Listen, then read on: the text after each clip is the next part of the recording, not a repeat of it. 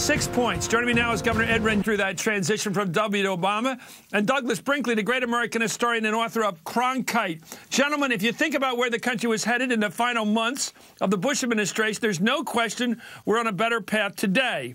Take a look at the stock market, for instance. 5 years ago, the Dow closed above 14,000 before heading south. It closed around 9,600 on Election Day 2008 before bottoming out about 6,500 in May of 2009. Since then, it steadily climbed to a little more than 13,000 today, the highest in almost 5 years. That's reassuring to any American with retirement money in a 401k.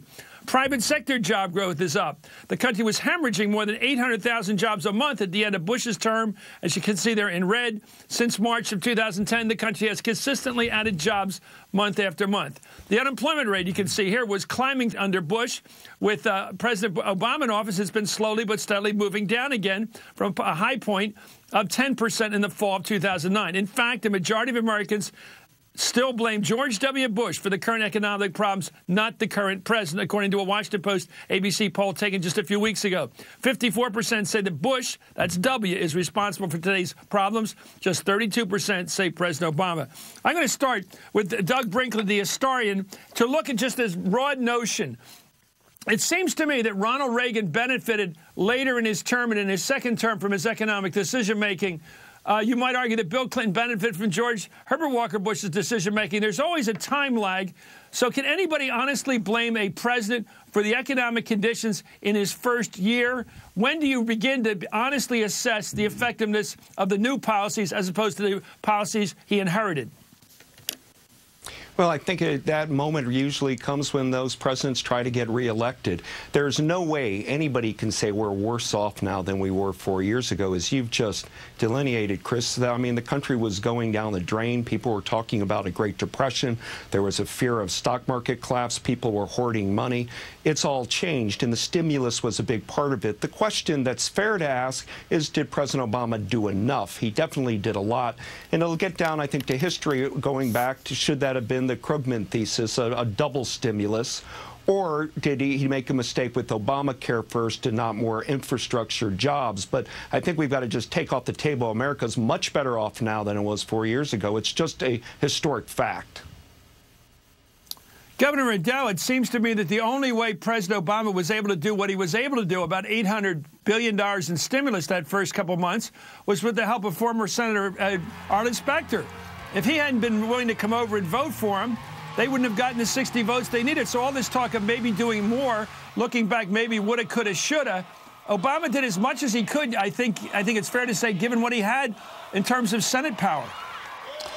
Chris, I don't think there's any doubt about that. I also think Doug makes a very interesting point. And we forget that President Obama last October came before the Congress with a jobs bill, which the CBO said would have created somewhere between 1 and 2 million new jobs.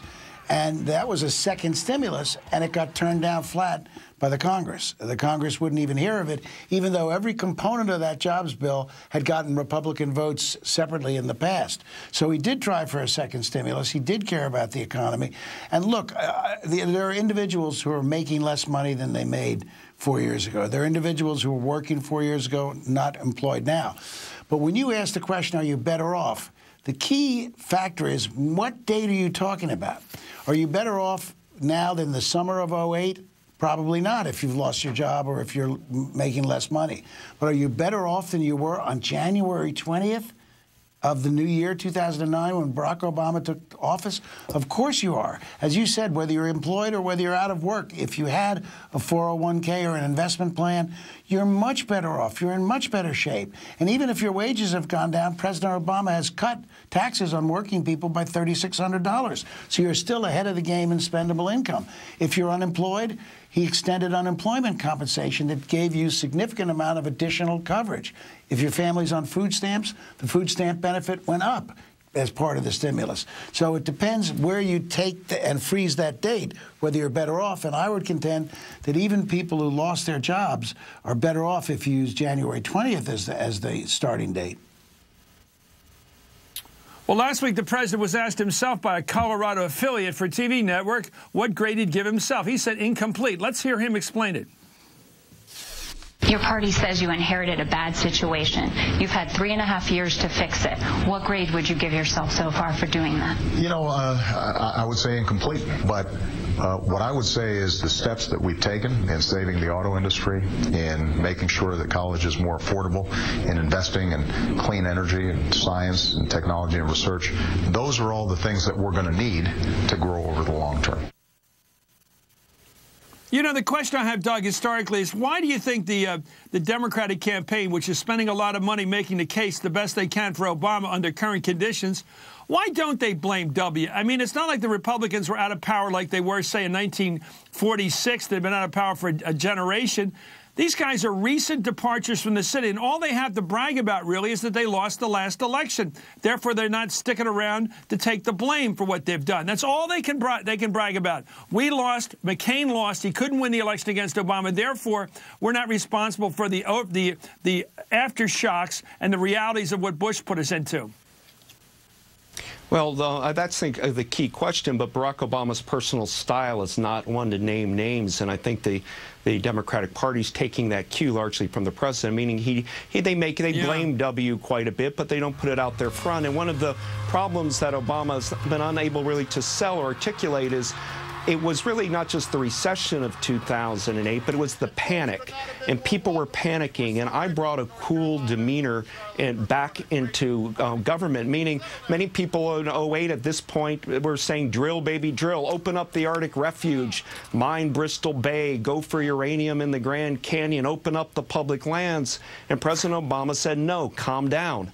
During World War II, FDR didn't go clear-cut the Pacific Northwest just for timber, even though the timber companies thought that would equal jobs during the war, and we have to manage our society. So one of the reasons Obama gets an A, in my opinion, as president is that he's done a really excellent job of cooling down those sort of nativist elements, the people that every time the economy goes down, we're going to dismantle the public lands. I mean, Mitt Romney went to New Mexico a few weeks back and said that he would take national forest and BLM lands in wilderness areas and put them back to the states to decide. Well, we would have we wouldn't be this beautiful America from coast to coast that we all celebrate when we do the America the Beautiful.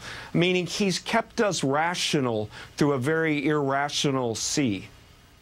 And, Chris, I think Doug is right. Romney out there continues to mock us, mock the Democrats, actually. Anybody's an environmentalist for being concerned about what climate change is doing. Governor? I think Doug is right. And perhaps Barack Obama's most important accomplishment of all was one that wasn't very popular at the time, where he continued the Bush-Paulson plan to save the financial industry. He could have come in and demagogued it, played to the crowd, and said, we're not bailing out those guys. They're the guys who caused the problem.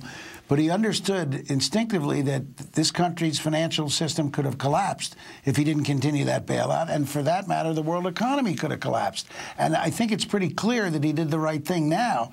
But that took a lot of courage and a lot of guts, and as Doug said, a lot of coolness under fire. And he continued the Bush policy there, but I think the Bush-Paulson policy was a good one. Ironically, the original bailout under Bush-Paulson, as you know, Chris, was supported by congressional Democrats, not by congressional Republicans. Let me ask you about Pennsylvania a moment, because it could well be in play. We don't know. Right now, it looks likely Democrat, but we know the problems with voting up there in the new attempts to limit voting on, especially in minority communities. Governor, I just saw a number that staggered me. 35% of Ohio Republicans, 35% of Ohio Republicans, and that's, of course, a key swing state, believe that Barack Obama was not born in the United States. So this jocular, sarcastic reference to it recently by Governor Romney is not a joke. That this is something that you can keep igniting and keep stirring up. Aren't you astounded that, you know, a huge percentage of actual voters in the Republican Party in Ohio, a reasonable state, believe the guy wasn't born in this country? Sure, and the same percentage, or same type of percentage, believe he's still a Muslim, even though it's clear that he never was and never has been. Look, there are still warning flags out there, and to my friends and colleagues and brethren and Democratic voters in Pennsylvania, don't take anything for granted. The voter ID law, if it stands, is going to hurt us. There's no question about that, Chris. I still believe the debates are going to be a factor, and Governor Romney can recover in the debates. And lastly, don't believe for a minute that they're not going to spend any money in Pennsylvania. The super PAC will come in the last 6 or 7 weeks and try to swamp the state with ads. Swamp the state. I agree. All those points, the super money at the end using whatever facts they have, and, of course, this voter photo ID card that may discourage people from even trying to vote. Who knows? Absolutely. They're pushing every button. We're gearing up to fight anyway, that. Thank you, Governor. And there are good efforts going on to educate voters, but still, I'm not sure we're going to get to everyone. And the court decides or meets this Thursday on that in Pennsylvania. But I'm worried about this Ohio thing. Doug, what do you make of this? One last question. Do you think this is going to play a part, this birtherism on the right that seems to have resonated with regular Republicans? 35% in a reasonable, moderate state like Ohio believe he wasn't born in the country. Yeah, well, Chris, I grew up in Ohio. I'm from Perrysburg, Ohio, near Toledo. I went to Ohio State University undergraduate. I just spent my summer up in Put-in-Bay, and I've talked to a lot of people, and I think Obama's stronger than the polls or these sort of birther bits indicate. I mean, in a city like Toledo, there would be no champion spark plug, which existing if General Motors wasn't saved. And wherever the president goes along Lake Erie, in Toledo and Cleveland, Akron, and these cities, that saving of the auto industry, that soundbite or article, Mitt Romney said, abandon Detroit. What president would abandon one of our great cities like Detroit? And when you abandon Detroit, you abandon cities like Toledo and Ohio. And so I think that the people of Ohio are confused about Obama. They don't really believe in the yes, we can. Some of them are feeling that they're still struggling. But there's a general feeling that Obama backed the auto industry, therefore cared about their cities, and the Republicans don't. And that may be how he wins Ohio on that auto issue. Jennifer Granholm got it right, Chris. Well, that's good. What? What'd she say? I said Governor Granholm got it right in her speech when she talked about the fact that what Barack Obama did for the auto industry wasn't just Michigan. It was Ohio, Pennsylvania, Virginia, North Carolina. So many other states benefit where our manufacturers manufacture component parts. Okay, great to do. That's so important. Anyway, thank you, Governor Ed Rendell. Thank you, Doug Brinkley. Good luck with the book.